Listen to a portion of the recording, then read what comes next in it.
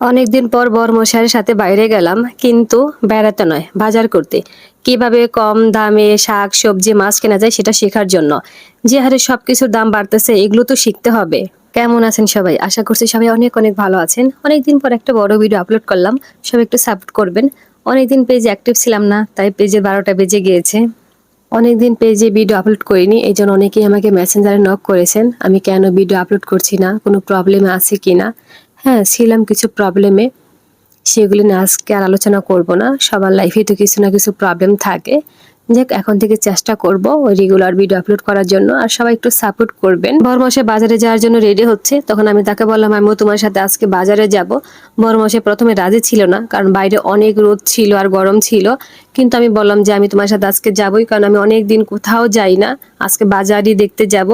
আর কৃষি মার্কেট তো অনেক দিন যাওয়া হয় না। আর কেন জানি কৃষি মার্কেটে গেলে এখন আমি আর কিছু চিনতেই পারি না, কারণ সবকিছু উলটপালট হয়ে গেছে কৃষি মার্কেটে পড়ে যাওয়ার পর। আর কৃষি মার্কেটটা হচ্ছে আমার বাসার কাছাকাছি, খুব সুন্দর একটা বাজার, এখানে সবকিছুই পাওয়া যায়। যে বাজারে যাওয়ার পর আমার মনে হলো আমি যে কেন আসলাম বাজারে। সত্যি এত গরম ছিল আর রোদ ছিল। আমিও কিন্তু অনেক সুন্দর করে বাজার করতে পারি, গ্রামের মেয়ে তো সবজি অনেক ভালো চিনি। যদিও এখন আর বাজার করি না, আগে যখন কলেজে পড়তাম তখন কলেজ থেকে ফেরার সময় বাজার করে বাসায় ফিরতাম, এখন বরমশাই করে দেয়। আর এই হচ্ছে আমার পছন্দের মিষ্টি আলু। মিষ্টি আলু আমার অনেক পছন্দ, তাই বরমশাইকে বললাম তোমার সাথে এত কষ্ট করে বাজারে আসছে, এখন আমাকে মিষ্টি আলু কিনে দাও। যাই হোক, আমাদের সব সবজি কেনাকাটা শেষ, এখন আমরা যাব মাছের বাজারে। সবজি বাজারে ঘুরে ঘুরে সবজি কিনতে ভালো লাগলেও মাছের বাজার খুব বিরক্তিকর একটা জায়গা, তাই বরমাসিকে বললাম তাড়াতাড়ি করে মাছ কিনো, আমার আর ভালো লাগছে না।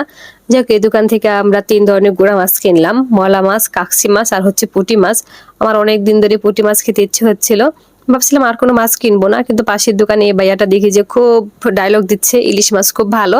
তাই বরমাসায় বলে যে ইলিশ মাছ নিয়ে যাই, তার নাকি আবার সরষে ইলিশ খাইতে ইচ্ছা করছে। মাছ কেনা শেষ, এবার চলে আসলাম ডিম কেনার জন্য।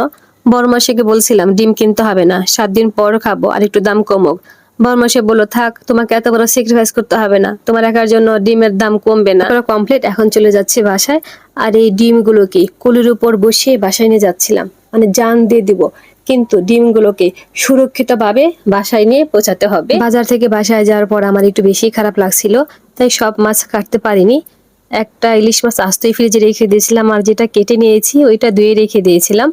আর কাকসি মাছগুলো আমি দিয়ে রেখে দিয়েছিলাম। আর মলা মাছ, পুঁটি মাছ এগুলো এমনি রেখে দিয়েছিলাম, পরে ওইগুলো আমার যে হেল্পিং হ্যান্ড যে আপা, ওই আপাই আমাকে কেটে দিয়েছে। আজকের ভিডিওটি এখানেই শেষ করব। সবাই অনেক অনেক ভালো থাকবেন। আমার ভিডিওটি যদি ভালো লেগে থাকে অবশ্যই লাইক, কমেন্ট এবং শেয়ার করবেন। আর যারা ফেসবুক পেজ থেকে ভিডিওটি দেখছেন প্লিজ আমার পেজটা লাইক, ফলো দিবেন। আর যারা ইউটিউব থেকে ভিডিওটি দেখছেন প্লিজ আমার চ্যানেলটি সাবস্ক্রাইব করে দিবেন। Bye bye, tata.